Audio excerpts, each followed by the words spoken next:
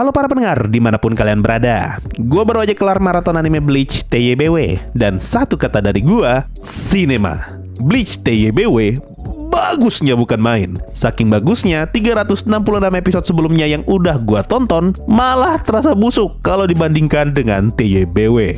Literally absolute cinema.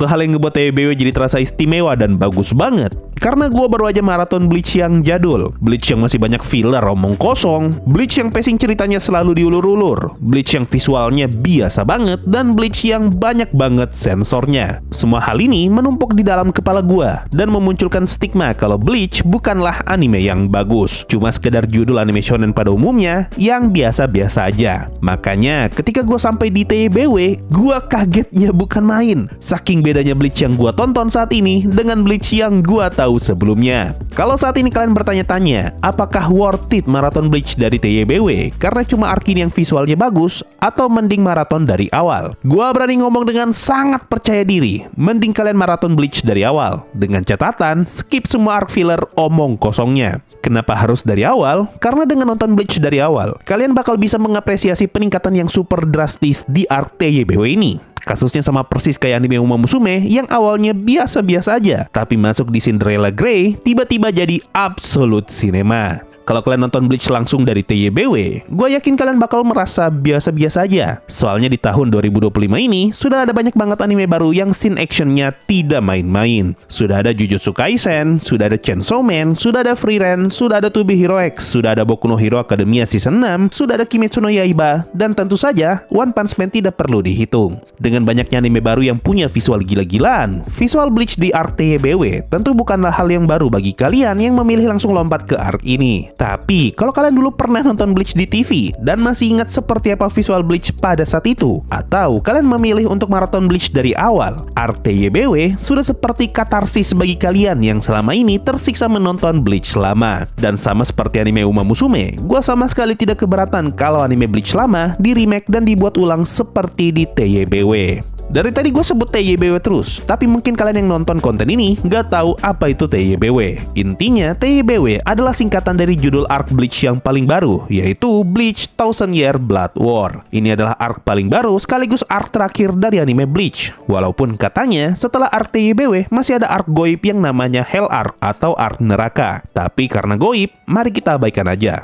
Arc ini terbagi ke dalam 4 part, tapi ketika gua buat konten ini, part 4 masih belum rilis, dan yang paling baru masih part 3 dengan total 40 episode. Premis di arc ini simple banget. Intinya, part ini nyeritain perang antara Dewa Kematian melawan Quincy. Perang ini bisa terjadi karena muncul villain baru super OP yang plot armornya tebal banget, yaitu Yhwach. Orang ini disebut-sebut sebagai Raja Quincy yang berhasil bangkit setelah 1000 tahun berlalu, dan dia datang membawa pasukan yang namanya susah banget disebut, yaitu Stern Ritter. Udah, gitu doang premis cerita di arc ini. Dari part 1 sampai part 3 cuma nyeritain perang melawan Yhwach yang belum kelar-kelar. Buat gue pribadi, part 1 adalah part yang paling bagus sejauh ini. Alasan kenapa part ini yang paling bagus, karena ini adalah bagian dimana gue meragukan mata gue sendiri. Ini yang gue tonton beneran Bleach. Saking kagetnya gue ketika nonton part satunya.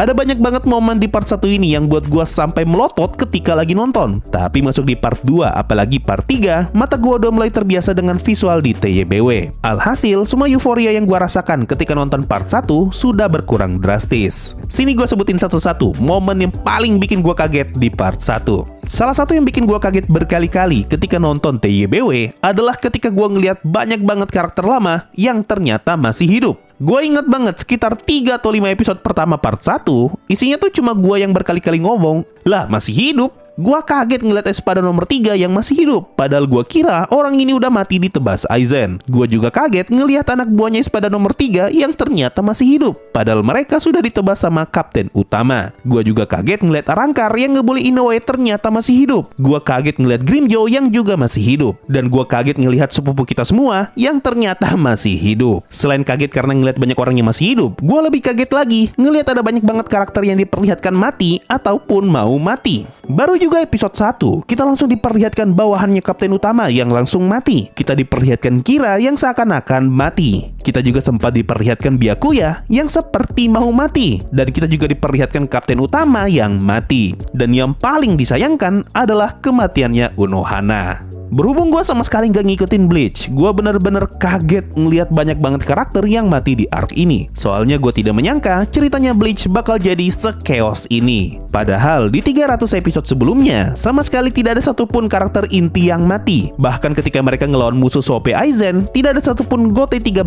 yang mati. Mentok-mentok cuma sekarat doang. Tapi masuk di TYBW, orang yang mati banyak banget. Dan semua kematian ini ngebuat perang di TYBW terasa menakutkan. Soalnya gua nggak tahu mana karakter yang beneran mati dan mana yang cuma sekarat doang. Yang paling bikin gua kaget adalah ngelihat Byakuya yang hampir mati. Kalau dilihat dari kalimatnya dan cara animenya membungkus scene ini, kerasa banget kalau Byakuya beneran bakalan mati di episode ini. Dan di sepanjang part 1, gua menolak untuk percaya kalau karakter se-ikonik Byakuya beneran dibuat mati. Nah, alasan kenapa scene kayak gini bisa sangat meyakinkan, karena sebelum TYBW, anime Bleach ditujukan untuk menonton anak-anak. Makanya ada banyak banget scene yang sengaja disensor agar tidak terlihat brutal. Jadi, ketika ada karakter yang bertarung sampai sekarat di Bleach sebelumnya, gue sangat yakin karakter itu nggak bakal mati dan cuma sekarat doang. Karena secara visual, scene kematian mereka sama sekali tidak meyakinkan. Tapi di TYBW, anime Bleach sudah tidak lagi kena sensor. Dan hasilnya, scene pertarungan di TYBW kelihatan brutal banget. Dan scene mereka sekarat tampak sangat meyakinkan. Darah di mana-mana, badan kena potong, tulang belulang dilihatin, bahkan tubuh malaikat maut yang gugur sampai diinjak-injak. Hal inilah yang jadi salah satu nilai jual dari TYBW, yaitu visualnya yang upgrade jauh daripada Bleach lama, dan scene actionnya yang digarap dengan sangat serius. Selain battle-nya yang kelihatan lebih brutal, scene actionnya juga jadi sangat bervariasi. Salah satu hal yang gue keluhkan dari Bleach lama adalah visual actionnya yang monoton banget. Cuma sekedar adu pedang dan adu spam bankai. Tapi di TYBW, scene battle-nya betul-betul nggak ngotak. Visualnya gila-gilaan, angle kameranya variatif, sound effect-nya renyah banget, musiknya cocok sekali, dan visual bankainya bagus banget. Bankai yang paling gue suka sejauh ini adalah bankainya si kapten utama, dan gue nggak menyangka kakek ini ternyata OP banget. Kalau di Bleach lama, kakek ini cuma jadi samsak buat villain di arc filler. Dia tidak pernah mau bertarung serius, dan dia selalu dibuat kalah bodoh-bodoh sama villain di arc filler. Bahkan ketika ngelawan Aizen, kakek ini nggak sempat pamer kekuatan penuhnya karena kena segel. Pokoknya di Bleach lama, kakek ini nggak kelihatan jago sama sekali. Padahal kita sudah berkali-kali dikasih tahu kalau kakek ini adalah malaikat maut terkuat. Nah, masuk di TYBW, akhirnya semua kebodohan di arc filler dan semua pertanyaan yang berkaitan dengan kakek ini terjawab juga. Di Bleach lama, ada satu arc yang gue lupa namanya, tapi gue ingat villainnya, yaitu Amagai. Di arc ini, si Amagai bertarung 1 lawan 1 ngelawan si kakek, dan selama mereka bertarung, tidak ada satupun anggota GOT 13 yang datang menolong si kakek. Padahal dia adalah pemimpin dari GOT 13. Masa pemimpin mereka diserang dan bawahannya tidak ada yang datang menolong? Nah, di episode 1 TYBW, keanehan ini langsung terjawab. Di sini kita diperlihatkan Quincy yang berhasil masuk ke ruangannya si kakek. Dan Quincy itu ngomong kalau ruangan GOT 13 terlalu gampang untuk disusupi. Mendengar perkataan itu, si kakek malah ngomong, ngapain buat pertahanan kuat? Karena selama ada aku, tidak perlu pertahanan yang lebih kuat. Kalimat ini langsung menjawab semua pertanyaan gue di Bleach sebelumnya. Alasan kenapa nggak ada yang mau bantu si kakek ketika dia ngelawan Amagai, karena memang si kakek ini tidak butuh bantuan. Di TYBW juga terjawab, alasan kenapa si kakek tidak pernah mau bertarung serius. Karena kalau dia serius, dunia bisa hancur, alias bisa kering kalau dia bertarung terlalu lama. Bankainya kakek ini ngeri banget. Dia bisa ngebuat malam jadi pagi, karena dia yang jadi sumber cahaya alias mataharinya. Kalau dia terlalu lama masuk mode bankai, dunia tempat dia bertarung bisa kering, karena semua air bakalan menguap terkena panas dari bankainya. Battle lain yang paling memorable di part 1 adalah pertarungan antara dua Kenpachi, yaitu Unohana melawan Zaraki. Siapa coba yang mengira mbak-mbak healer baik hati yang selama ini kita lihat ternyata adalah mantan pembunuh yang jago banget bertarung. Dan akhirnya terjawab juga alasan kenapa cewek ini tidak pernah ikut bertarung. Karena kalau dia sampai turun tangan, bisa-bisa dia malah ketagihan bertarung.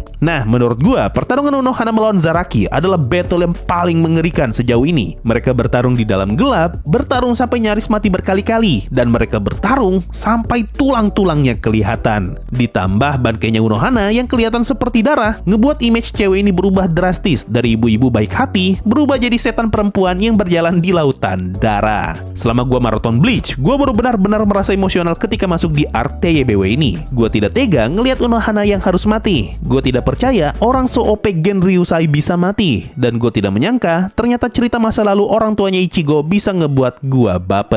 Dan hal terakhir yang buat gua kaget di part 1 adalah plot twist soal Zangetsu yang ternyata bukan Zanpakutonya Ichigo. Sekali lagi gua bilang, gua nggak ngikutin ceritanya Bleach. Tapi setidaknya gue tahu soal Ichigo yang udah kayak gado-gado. Semua kekuatan ada di dalam dirinya. Makanya gue nggak kaget ketika tahu ibunya Ichigo ternyata Quincy. Tapi yang bikin gue kaget justru Zangetsu yang ternyata bukan Zanpakutonya Ichigo, melainkan dia adalah kekuatan Quincy-nya Ichigo. Makanya wujudnya Zangetsu kelihatan mirip seperti Yhwach. Terus muncullah penjelasan panjang lebar soal kekuatan aslinya Ichigo, dan gue terkesima ngelihat penjelasan itu. Gue tidak menyangka ternyata plot gado-gado kayak gini bisa dibuat nyambung dan penjelasannya masuk akal. Kesimpulannya, gue suka banget dengan TYBW part 1 ini. Gue suka visualnya, gue suka scene actionnya, gue suka cerita dan plot twistnya, gue suka karakter-karakternya, dan gue suka dengan pacing animenya. Kerasa banget, pacing di part 1 ini cepat banget dan sangat to the point. Sangat jauh kalau kita bandingkan dengan Bleach jadul yang cerita dan battle-nya terlalu bertele-tele. Belum lagi ditambah dengan filler omong kosong.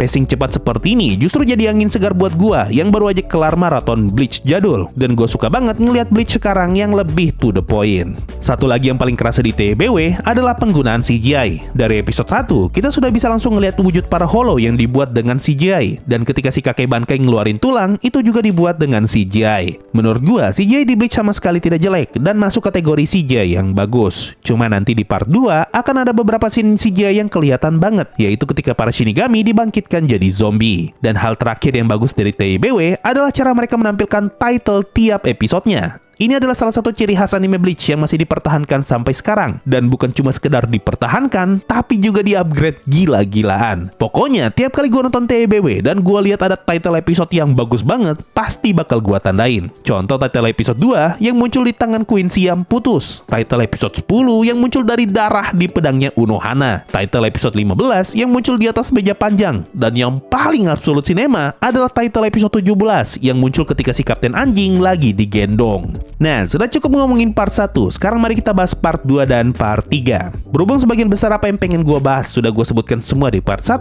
jadi mari kita bahas yang penting-penting aja di part 2 dan 3 ini. Di part 2, kita akhirnya diperlihatkan banyak sekali bangkai baru, mulai dari bangkainya para Visoret dan juga bangkainya Rukia. Kalau ditanya apa pendapat gue setelah ngelihat bangkainya Rukia, gue sempat merinding ketika ngelihat Rukia ngeluarin bangkai. Dan gue rasa kita semua pasti sepakat kalau di sini Rukia jadi cantik banget. Di arc ini juga kita diperlihatkan scene gilanya Zaraki yang tebas meteor. Dan part ini juga berhasil kembali ngebuat gue kaget ketika ngelihat si Espada omong kosong 3 digit yang ternyata masih hidup. Gue sama sekali tidak menyangka karakter kayak gini ternyata masih dapat kesempatan untuk muncul lagi. Nah, kalau di part 1 gue kaget ngelihat Byakuya mau mati, di part 2 ini gue malah kaget ngelihat Hitsugaya dan Rangiku yang jadi zombie. Dan lucunya Hitsugaya versi zombie malah kelihatan lebih jago daripada versi normalnya. Kalau kasusnya Byakuya, scene sekaratnya kelihatan sangat menjanjikan. Nah, kalau Hitsugaya dan Rangiku, Mayuri berkali-kali ngomong kalau mereka sudah jadi Maiat, yang berarti mereka berdua sudah mati. Ketika nonton bagian ini, gue pengen banget cari tahu spoilernya. Apakah Hitsugaya dan Rangiku beneran mati atau tidak? Tapi untungnya di akhir part 3, kita diperlihatkan mereka berdua yang masih hidup. Di part ini juga, Mayuri betul-betul mencuri perhatian. Dan part ini jadi satu-satunya momen yang berhasil bikin gue ketawa ketika ngeliat siaran Karbanci disetrum sama Mayuri. Part ini pun ditutup dengan battle Goten 0 melawan Yhwach beserta bawahannya. Menurut gua, battlenya Goten 0 udah bagus banget dan di sini kita bisa ngelihat seberapa kuat mereka. Cuma karena plot armor musuhnya terlalu tebal, ditambah kebiasaan cerita shonen yang suka banget ngebuat plot di mana karakter OP kalah di battle pertama, ngebuat pasukan ini pun kalah. Dan yang gua kurang suka karena Goten 0 hanya berhasil mengalahkan satu Quincy saja. Dan parahnya, musuh yang mereka lawan masih belum ngeluarin kekuatan penuhnya. Gua kurang bisa menerima pasukan se-OP Goten 0 bisa kalah tanpa berhasil ngebuat musuh mereka bertarung serius. Bahkan bangkainya Goten 0 yang katanya mampu menggetarkan 3 dunia, tetap tidak mampu ngebunuh setidaknya satu Quincy saja. Justru para Queen sini bertarung serius di part 3 ketika mereka ngelawan Gotei 13. Seakan-akan satu orang Kapten Gotei 13 jauh lebih kuat daripada 4 orang Gotei 0. Padahal ketika Gotei 0 pertama kali diperkenalkan, kita diberi kesan kalau Gotei 0 jauh lebih kuat daripada Gotei 13. Satu lagi yang menurut gua aneh adalah plot armornya Ishida. Seingat gua, di arc Arrancar dan arc Fullbring, Ishida tuh tidak dapat jatah upgrade yang terlalu OP. Buktinya ketika ngelawan Ulquiorra, Ishida sama sekali tidak berkutik. Dan di arc Fullbring, Ishida malah tidak punya kontribusi apa-apa. Nah, di TYBW, hanya dengan modal minum darah dari Yhwach, Ishida tiba-tiba dapat upgrade power yang gak masuk akal. Saking OP-nya, Ishida bahkan tidak kepikiran untuk bertarung serius ketika dia ngelawan Gotei 0. Seakan-akan kekuatannya Ishida di TYBW sudah setara dengan Gotei 0. Sementara Ichigo harus dilatih dulu sama Gotei 0, harus belajar ulang soal asal-usul kekuatannya, dan harus bikin pedang baru. Sebuah lompatan kekuatan yang agak tidak masuk akal buat karakternya Ishida. Nah, itu tadi untuk part 2. Sekarang mari kita bahas part 3-nya. Tapi kayaknya tadi gue sempat bahas part 3 juga sih. Cuma ya anggap aja sama ya. Langsung aja, menurut gue, part 3 adalah saat dimana gue mulai merasa capek maraton TYBW. Soalnya pola cerita di part ini mulai kembali lagi menggunakan pola cerita Bleach lama. Intinya ada musuh yang harus dilawan, terus semua karakter kita terpisah, mereka lari-larian ke lokasi musuh, dan di tengah jalan bakal ketemu musuh, lalu baku hantam. Ini adalah pola yang sudah sempat dipakai di arc penyelamatan Rukia, pola yang juga dipakai di arc Hueco Mundo, dan pola yang selalu dipakai di semua arc filler Bleach. Lari ke sana kemari dan ketemu musuh di tengah jalan. Hal lain yang bikin gue capek adalah ngelihat musuh di part 3 yang masih sama saja dengan di part 2, yaitu para Quincy yang sempat ngelawan Gotei 0. Semua hal ini ngebuat part 3 terasa lebih melelahkan untuk ditonton dibandingkan 2 part sebelumnya. Tapi bukan berarti gue bilang part 3-nya jelek ya. Masih banyak momen bagus di part ini. Dan bagian yang paling gue suka adalah battle-nya Mayuri dan cerita tentang Nemu. Gue sempat pengen nangis ketika ngelihat ceritanya Nemu, tapi tidak jadi gara-gara reaksinya Mayuri.